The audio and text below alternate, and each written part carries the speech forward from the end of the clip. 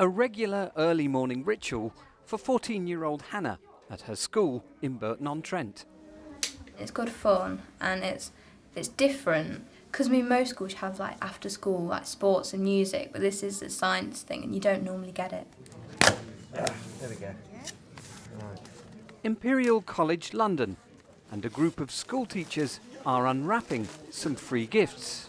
There we are, it's like Christmas all over again. It is. Right. But these aren't toys. Great fun. They're vital pieces of precision equipment, and they'll help these teachers transform geoscience study in their schools. I can see certainly plenty of different applications for it in terms of different year groups. I think it's excellent. It kind of shows them that experiments aren't just for 40 minutes long, they last for longer. I love it. I can't wait. I'm definitely taking one home today.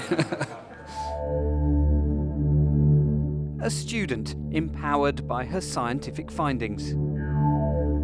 Teachers becoming pupils to learn new skills.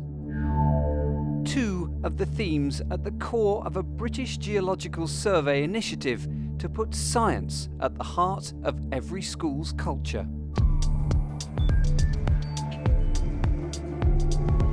It's a project that's bringing together all levels of education. It's important, it's useful, and it's challenging. Making children think again about science. It's been really good for me because I never knew actually all about this, not how it works before. It does make a difference because it makes people want to get involved with it. And a project that will have an impact for years to come. The world needs geoscientists, and it's going to carry on needing geoscientists for a long time. Introducing a seismic shift in the classroom. The British Geological Survey's Schools Seismology Project.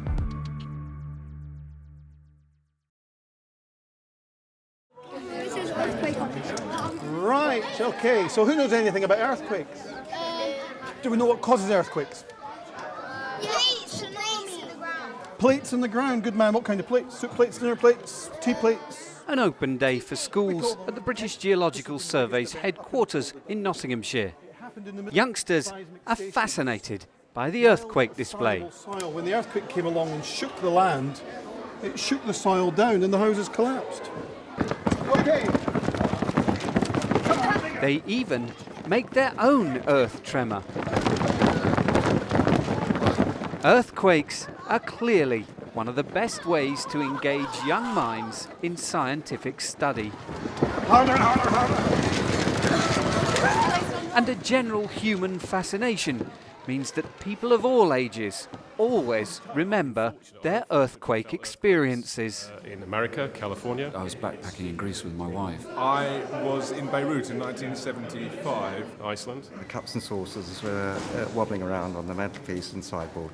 Even in Manchester. Some people ran out of the building. The cornflakes rattled in the cereal bowl. I felt what I thought was an earthquake, but it may well have been a bomb going off. The programme today, we're going to start off in here. I'm going to give you a kind of brief overview of the project, why we're involved with it and what it is. Now, a project led by Paul Denton at the British Geological Survey is harnessing that interest. We've got a couple of housekeeping things before we start. At Imperial College in London, Paul leads a seminar of school teachers. Their goal is to learn how to capture earthquakes from all over the world on this, a seismometer. All we've done is we've attached a velocity transducer to it with a coil and a magnet and put it through an amplifier and digitizer so that we can record the data on a computer. And when they've learned their lessons today, they'll take the free equipment back to their schools and their students. So what we're trying to do is just raise the awareness of geoscience as a potential scientific career in schools. And hopefully that will also make science lessons more interesting for students, so it will improve participation rates in science beyond 16. BGS has also produced a booklet with ideas for classroom experiments to go with the seismology project, and the teachers are trained to try them out. Okay. Yep. And the first thing you see will be a rare refraction. 3, 2, 1, go. Slinky. The training covers all aspects of the project, from how to assemble the seismometer, You will need to attach the sensor coil to the seismometer frame. through to how to interpret the data produced. What this experiment does is it actually makes that link between the laboratory and the real world and how that real world impacts on people's lives. So I mean, not only is it good for the students, it's good for the physics teachers to actually have to think about, you know, what you're measuring might be something that's killed a lot of people. It might be a devastating earthquake. And you then have to start thinking about, well, what is the role of the scientist in trying to mitigate the effects of big earthquakes? Why don't we predict earthquakes? Why don't we spend more money trying to build buildings that can withstand earthquakes? And it's these kind of society impact questions that is important for students to understand. And it's also good to bring that into a science that traditionally doesn't have to consider those issues. And here's one Paul prepared earlier. Hannah's project at Paulette High in Burton-on-Trent. This is our school seismometer and it's called Paul. It's been recording earthquakes for quite a while now, and it recorded one yesterday. It was in Taiwan. It was about 6.1 on the Richter scale, and you've got the S waves just there and the surface waves come just here. It was quite good when we recorded the earthquake that was in Britain. That was really interesting. And I've also found there's a lot more earthquakes than I thought. They're just sort of really small. And it's really nice to know about the earthquakes before you see them on the news too. And Hannah's not the only one. 14-year-old Charlie's master of the stats. Okay, so this is a map of the UK, and it shows all of the earthquakes that happen all over Britain. And as you can see, there's a lot more than you might expect, including this one. This is the Market Raisin one back in April. And this is the trace that was picked up on our school seismometer. And these pictures show how much damage that it actually caused. It feels like our school's special to have one of these, and just makes our school look better.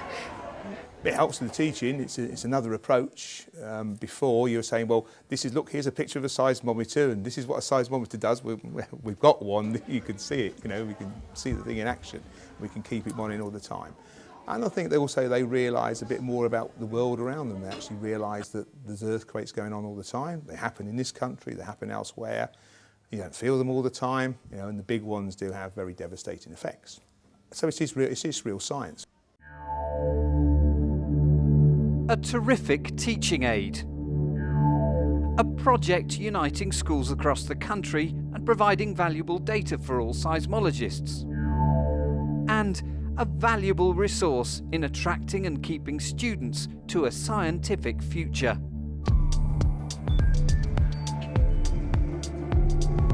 The school seismology project will provide generations of budding earthquake hunters with the spur they need, and perhaps they'll then provide the expertise the whole country needs. The earthquakes part of it is just the hook. What society over the next generation is going to require is trained geoscientists. We see this project as part of a range of projects that are both making science in schools more exciting and more interesting for students, but also bringing on geoscience into schools as something that they might consider taking up a career in.